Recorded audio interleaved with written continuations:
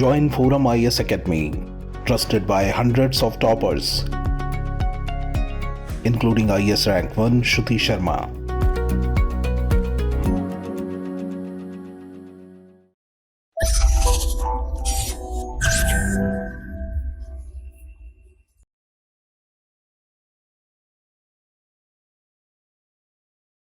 Hi, my name is Krishnan. I'll be analyzing the Hindu news for the day.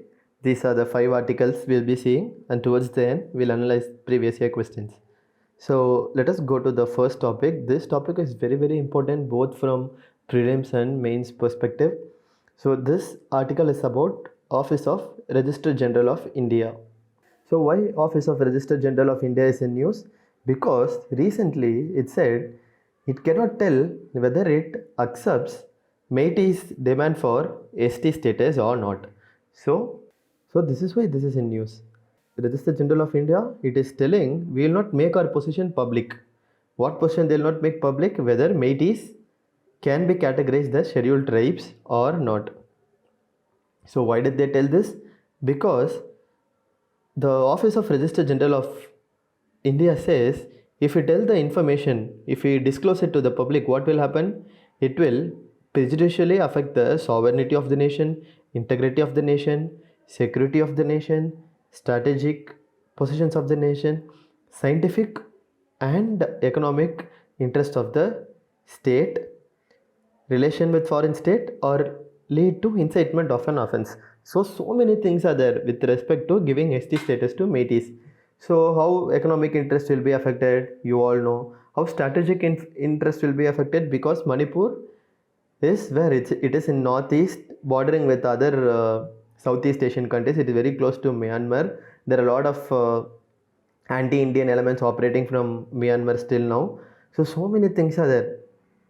So that is why Office of the Registrar General of India is telling no, we will not make our position public right now. So let us see the composition, ethnic composition of Manipur. So Métis, they only comprise the majority of Manipur's population. So the problem is between Métis and Kuki Zomi people. So why there is problem? Kukis and Zomis are STs. Métis are not STs, but they are asking for ST status. So what these people telling, Kukis, Zomis, Nagas, what they are telling, if Métis are given ST status, it will affect us. And Métis do not deserve ST status also, because they do not have any traits of tribes. So let us see how Office of the Registrar General of India, how they gave ST status. Let us see that. So this procedure was laid down in 1998, and in 2002 this was finalized. So what will happen? So if any tribe has to be given scheduled tribe status, or any caste has to be given scheduled caste status, they have to go through the Office of Registrar General of India. They have to concur with the proposed addition. So Office of the RJ should tell, okay, this tribe is a scheduled tribe only, this caste is a scheduled caste only, like that Registrar General of India should say, then only that tribe will be accepted. So what happened recently, an RTI was filed.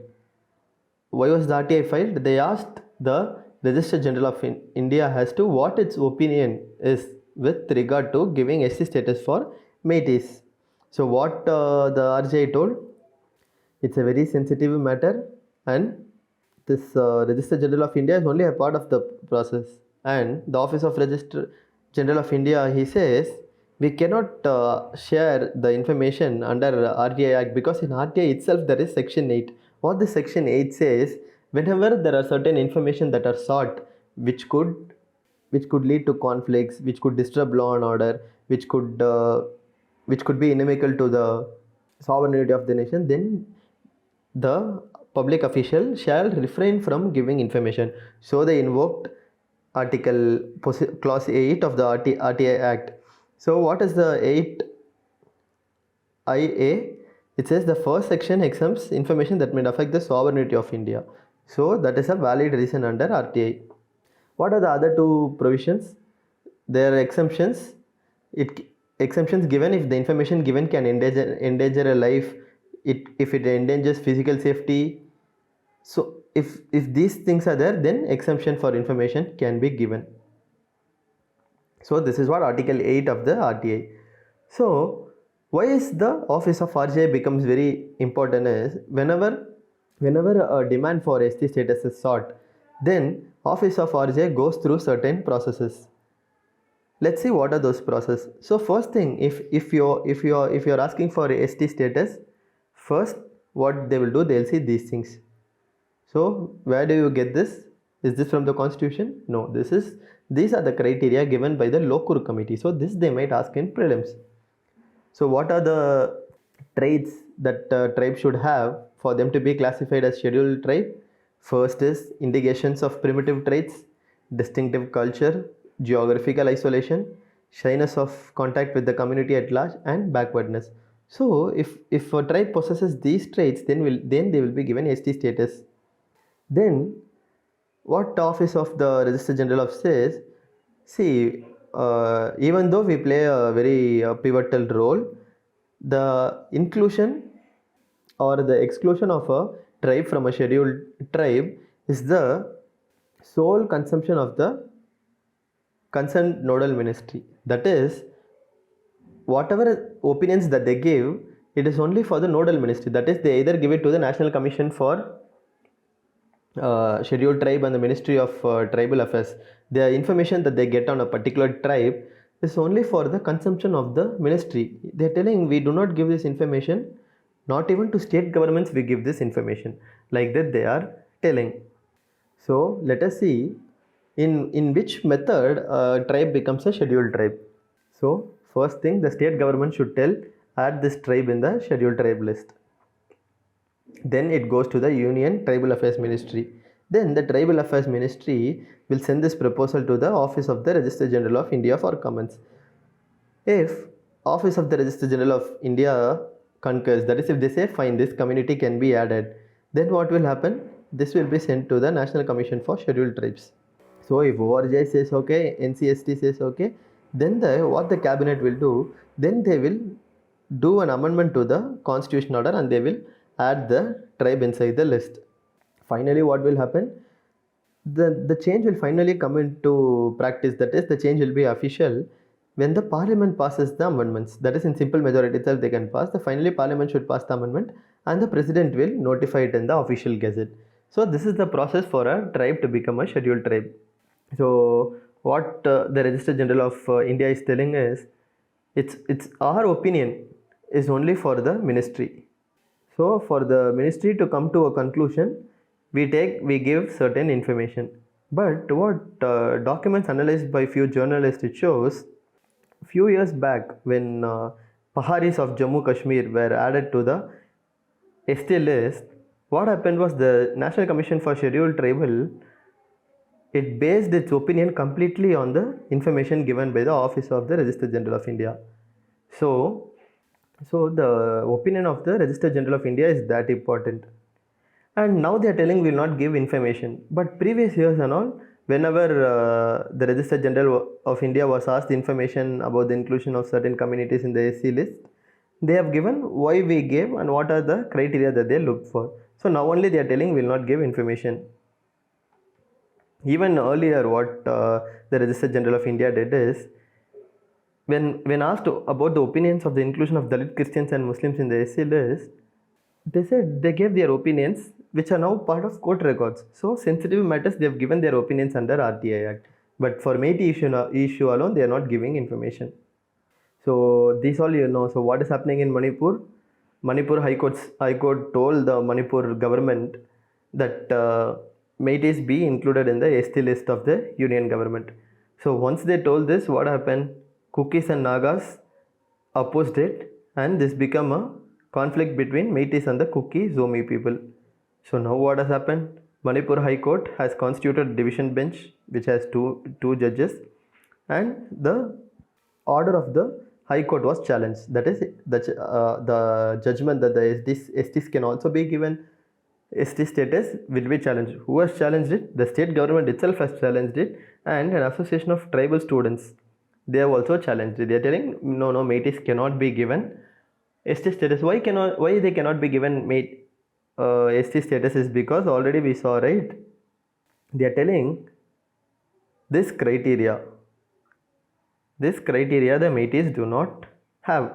And next what they are telling, Métis have been very influential politically, economically. So they are telling there is no point in giving them ST status. If ST status is given to them, then the livelihood or the life of Kukis and Nagas will become very difficult, like that they are telling. So see, this is Manipur map.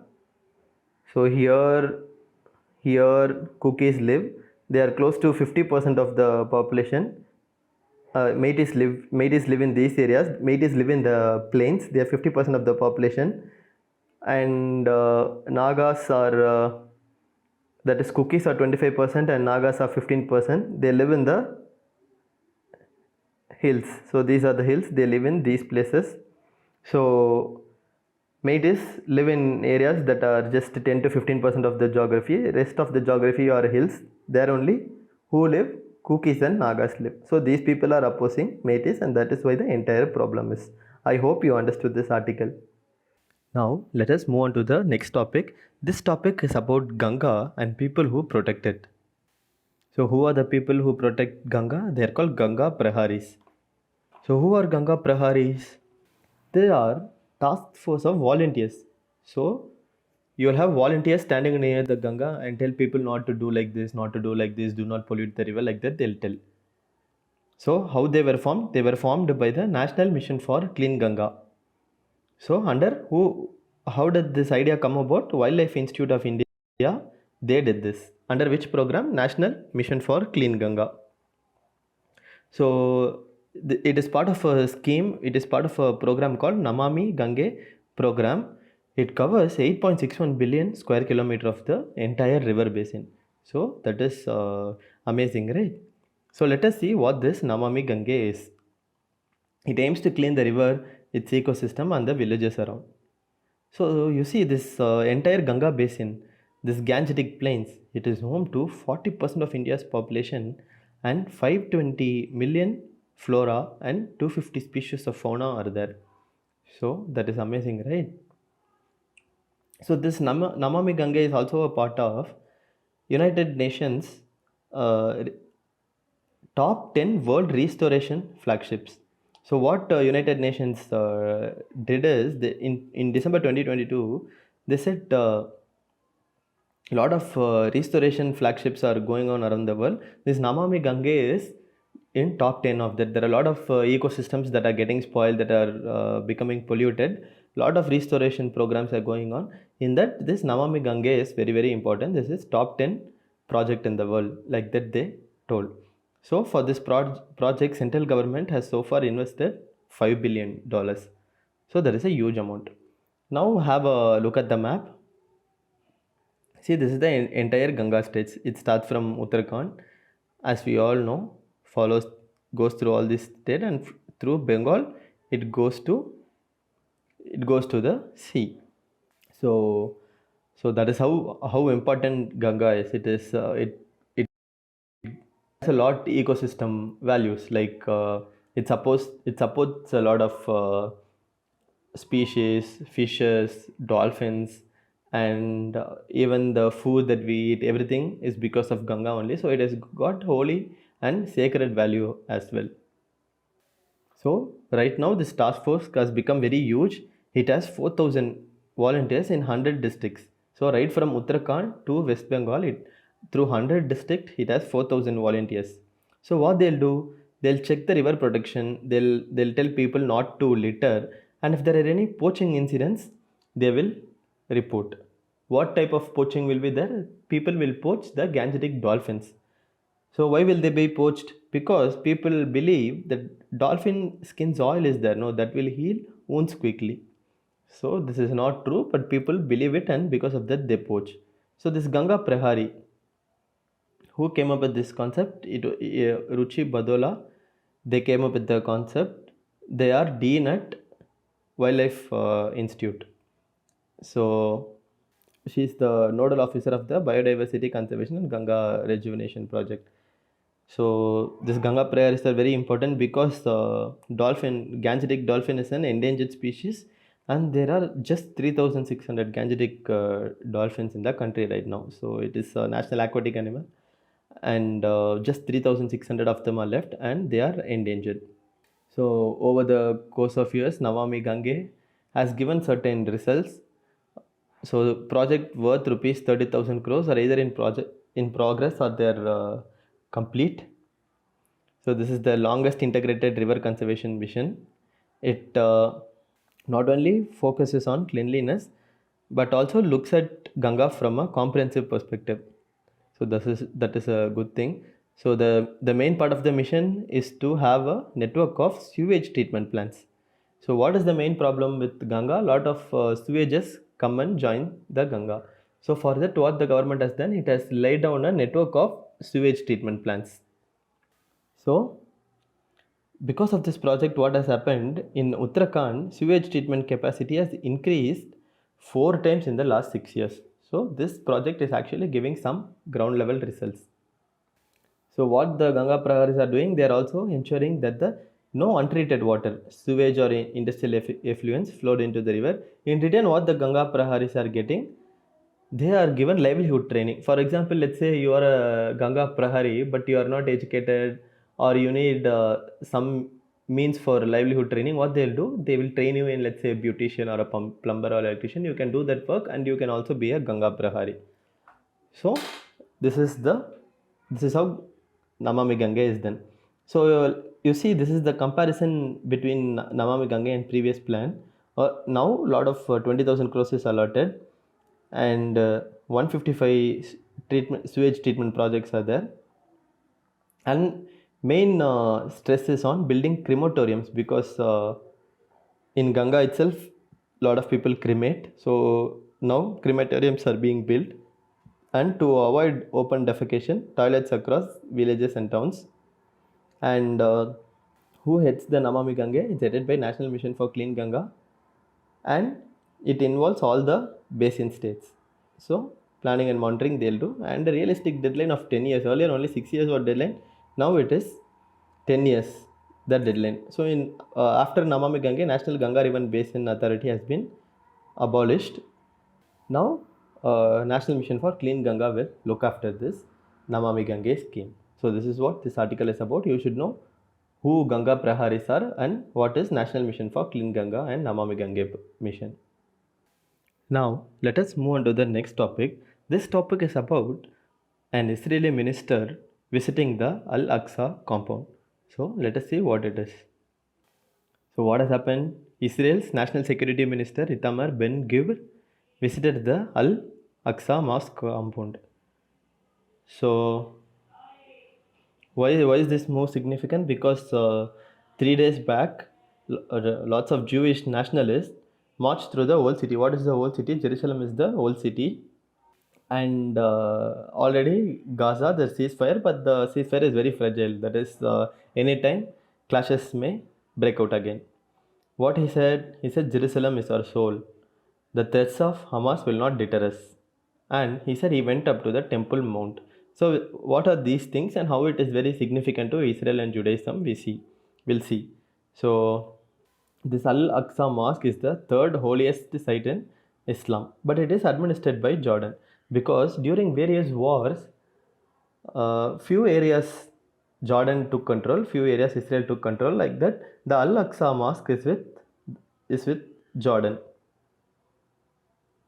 So non-Muslims are permitted to visit the site, but we cannot pray there. So this Al-Aqsa, no, I'll show you.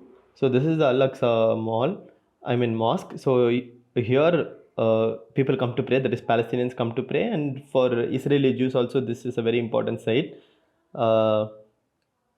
They pray on the western wall. So frequent clashes take place here. So this place is always in the news. This site is very important for Christians, Muslims, and Christians. So Christians, Muslims believe it is from this area only that Prophet Muhammad ascended to heaven. So for Jews also this place is important. So that is why this place is always in the news. Some clashes or the other is going on in this area. So before we see that, we'll see these are all very important areas, favorite areas for UPSC to ask questions. So we'll go from the north. This Golan Heights, right? This is Golan Heights belong to Syria, but it is occupied by Israel. During a war, Israel took this place. Next, this Sea of Galilee, that they will ask. Next, this place is called West Bank. Okay, why it is in east only? No, why is it called West? Because it is in the west of Jordan River. So this is West Bank. Here Palestinians are there. Here there is a Palestinian Authority. No government, but Palestinian Authority is there. This is Gaza Strip. Here also significant. This also run by Palestinians. But here, who runs the government? It's a terrorist organization called Hamas. So they only frequently fight with Israel. So they might ask Dead Sea and this Haifa. Where is Haifa? Like that they might ask. And what is the capital of Israel? It is not Tel Aviv, it is Jerusalem. So a lot of people think it is Tel Aviv, but Jerusalem is the capital. Next, this they'll ask Gulf of Aqaba. Where is it? They'll ask. So all these places you should know. So like I said earlier, the compound is the most sacred site for Jews. They pray below the western wall. But Hamas, we saw, right? Hamas, Gaza, they only rule Gaza Strip. So they said this person, Ben Gvir, he should not visit. Like that they told. And next what they told, if anything goes wrong, Israel only will have to bear the responsibility.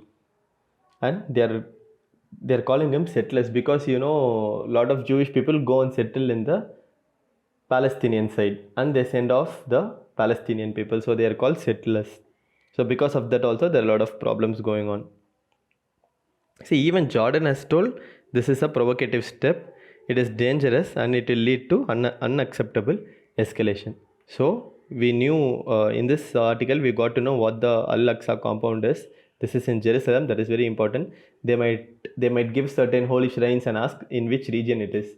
They might ask us to match it. So Al-Aqsa, like that they'll tell, and they might either give Israel or Jerusalem, and they might give another holy shrine, and they might give region of it. So like that UPSC might ask questions. So these places also you see, this also they might ask in the exams. So this is what this article is about. Now let us move on to the next article. Now let us move on to the next article. This article is about Quad-led Biomanufacturing Hub. Let us see what it is. So as you all know, this is Quad consisting of 4 countries. So using this as a leverage, how India can become a biomanufacturing hub. That is what we are going to see in this article. So what happened in March 2021? The Quad set up a critical and emerging technology working group. Why was this done? It was done to facilitate cooperation and monitoring trends and to look for opportunities that relates to development in critical and emerging technologies. And this critical and emerging technologies include biotechnology also. So why is this in news? Because the authors are arguing that the Quad-led biomanufacturing hub should be established in India, and this will give a necessary fillip to the enhancement of Quad cooperation. So what is biomanufacturing?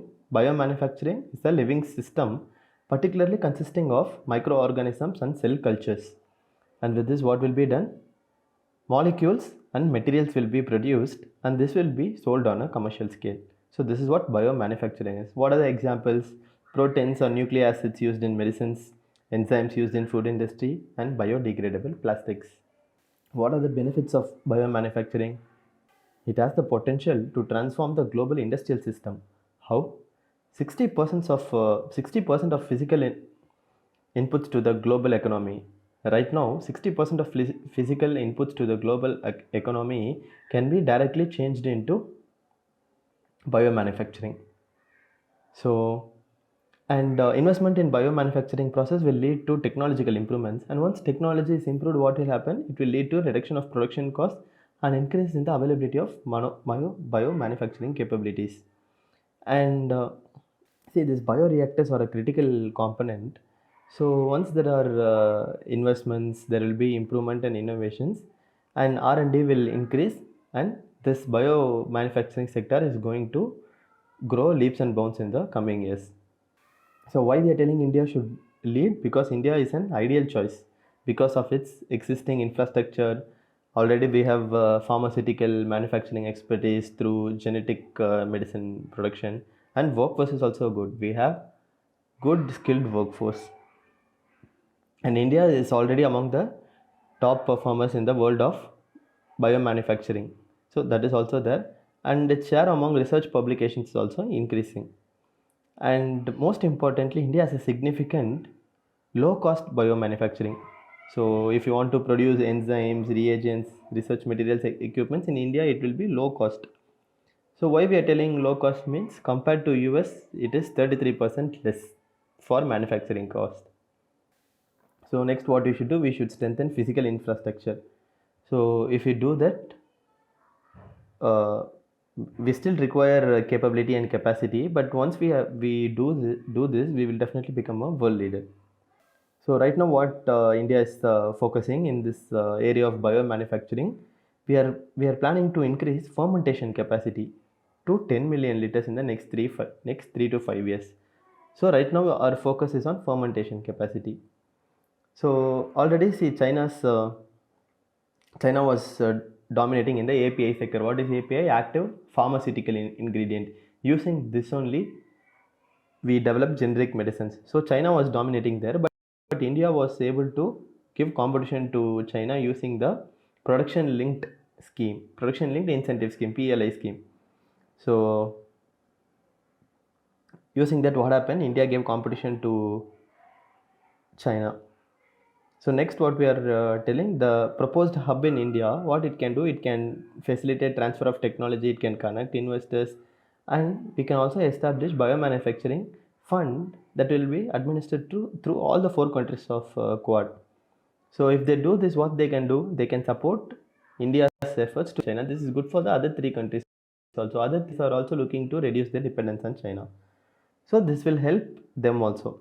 So what are the steps that we should take for this? So we need to scale up our biomanufacturing sector. So India needs to uplift its workforce quality. So that is there always.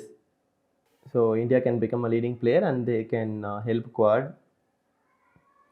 And when the workforce is trained, it should focus on commercializing R&D. So this is a challenge for all non-US countries in the Quad, because US has its developed expertise in commercializing R&D, but other countries have not done that yet. So other countries should do it. So what are the advantages you will get? You'll get cross Quad collaboration. So that is very important, right? So the biomanufacturing hub can house all bilateral government efforts, and they can do research collaboration. So if you bring all this together, what will happen? It will boost collaboration efforts, and it will create opportunities for nations outside Quad as well. So, and this hub can capitalize on economic potential of the biomanufacturing industry. So if there are any existing vulnerabilities, that also can be looked into. So India can become a leading player in this field, and it can help Quad compete in this area. So who will they be competing against? They'll be competing against China only. So let us move on to the next topic. Here SBI makes a U-turn. It is telling ID cards are not required to swap 2000 rupee notes. So as you all know, 2000 rupee notes will no longer be accepted. So you have to go back to the bank and deposit or get other notes for it. So RBI has not issued orders to collect proof for exchanging notes, but SBI had done it. So Finance Ministry had intervened and told SBI to make changes to its directives. So why is it news? Because RBI on Friday announced that it is going to withdraw 2000 rupees denomination. So how was it? So you all know about 2000 rupees denomination, right? After the demonetization in 2016 under RBI Act 1934, it was introduced. So what are the reasons behind the withdrawal? First, what they are telling is this 2000 rupees denomination was not commonly used by the public for transaction. Next, what they are telling, they are following clean note policy. What is this clean note policy? The RBI wants to ensure that good quality notes are available to the members of the public. Next, what the central bank is telling, see, initially we introduced 2000 rupee notes because of demonetization, but now other denominations are available in adequate quantities. So we stopped printing of 2000 rupee notes in 2018-2019 itself. And they are telling in March 2017, 2000 rupees peaked at INR 6.73 lakh, but later it came down to 3.62 lakh. So it consisted only 10.8% of notes in circulation. So that is why they decided, okay, let us stop the circulation of 2000 rupee notes. So, but if you have 2000 rupee note, what can you do? So this is what you should do. First, you should go to your bank and you can deposit in your account, and you can do it without any restriction. And how much can you change for a day? You can change like 10 notes, that is only 20,000 rupees at a time. So from May 23 to September 30, 2023, you can do this. So you can deposit or exchange whatever you want, you can do. And no requisition slip is required, no ID proof is also required. So let us see previous year question. If a money bill is substantially amended by the Rajya Sabha, what will happen? The Lok Sabha may still proceed with the bill, accepting or not accepting the recommendations of Rajya Sabha. So this is a simple question. With reference to Indian history, the members of the Constituent Assembly from the provinces were elected by the Provincial Legislative Assembly. So already people are elected certain members, and these members elected these members. So elected by the Provincial Legislative Assemblies. So have you read about the Tebaga peasant? Tebaga peasant movement. It is very important movement. It happened in Bengal. Why did it happen? Because the peasants told the reduction of the share of the landlords from 1/2 to 1/3. So earlier they were giving half of it. Now they are telling we'll give only 1/3 of it. So for that only Tebaga peasant movement. So Parliament can make any law for whole or any part of the India for implementing international treaties without the consent of any state. So international affairs, it is in union list. It has to ask nobody. It can take its own decision. So that's it for the day. If you liked this news analysis, you can comment, like, and share it among your friends. You can follow us on YouTube, Instagram, Telegram, and Facebook. Thanks for tuning in. I'll see you again. Take care.